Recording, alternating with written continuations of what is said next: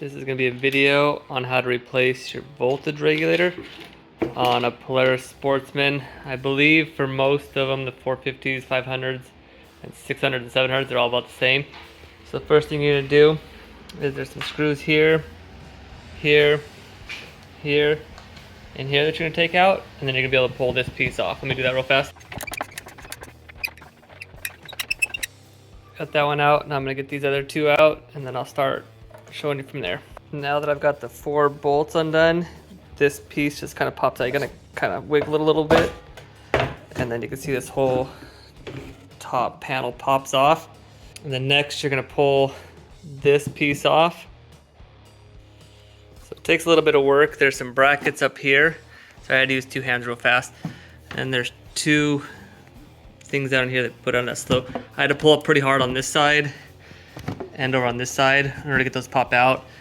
And then these pieces just slide out. And so now it should come off. I take the 2 hands to get it done real fast. So I pulled this piece off. I'm off from around there. And then you've got a piece down there. Dip this down into a little groove. So this is kind of what the back side looks like, just so you know when you're pulling it out. And then next, you're going to be looking for your voltage regulator. It looks like this. So when you're looking at it, you're going to come down here, and it sits right here. You can take all of this plastic off if you want. I'm going to try to without doing that. So I'm going to have to get a flathead right there. And then I don't know if that's original or not. I bought this 4-wheeler used. And then I'm also going to have kind of an Allen wrench looking one on that part. So you're going to take both of those off.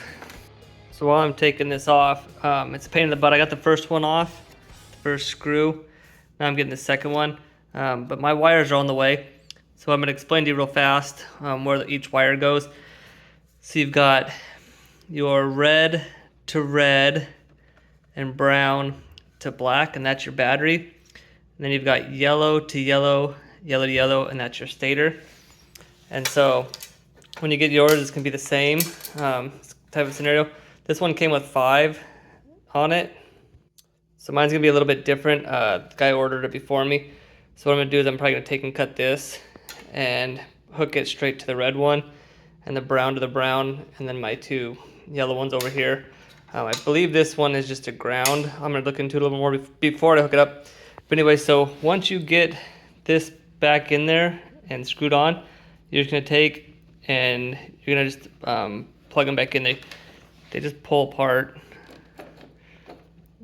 pretty easy, just like that. And so when you put it back in, you're just going to reconnect it the exact same way. And so that's how you take them out and put them back in. Like I said, this one doesn't appear that it's the right one. I bought it used. I bought the 4-wheeler used, and this came with it. If you have any questions, let me know, and we'll go from there.